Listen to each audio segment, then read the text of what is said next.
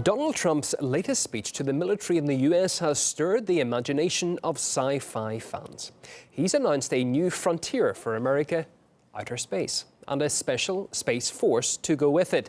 But as RT's Hanisha Sethi explains, while some had a field day with themed jokes on the internet, others are warning of the dangers of space militarization. The Army, Navy and Air Forces aren't enough in the battle for world dominance. It's time for new developments, and Donald Trump isn't short of ideas. Space is a warfighting domain, just like the land, air and sea. We may even have a space force, develop another one, Space Force. We have the Air Force, we'll have the Space Force. We have the Army, the Navy. Trump's comments have captured the imagination of Twitter users, with many wondering whether he'll become the guardian of the galaxy. Or will he be training an army of Power Rangers or stormtroopers ready to fire lasers at any extraterrestrial threats?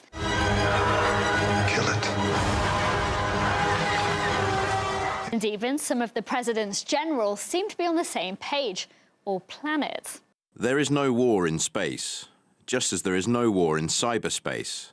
There is only war, and war can extend into any domain. It's not a new idea. It's been proposed many times in the past, and it's always been rejected. But it is something that people have been promoting again recently. And I think that would be a very negative move, actually, because it would create a constituency whose natural interest then is to further the weaponization of space and create a greater danger of actual war in space. But not all, though. Both the US Defense and Air Force secretaries have labelled the space plan as unnecessary, bureaucratic and costly. And there has, in fact, been a space command for over 30 years.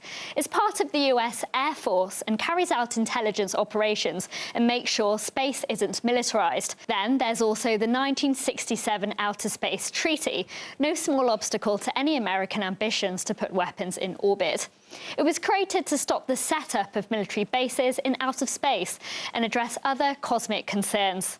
Although the US has previously blocked or abstained from the UN efforts to regulate space weapons.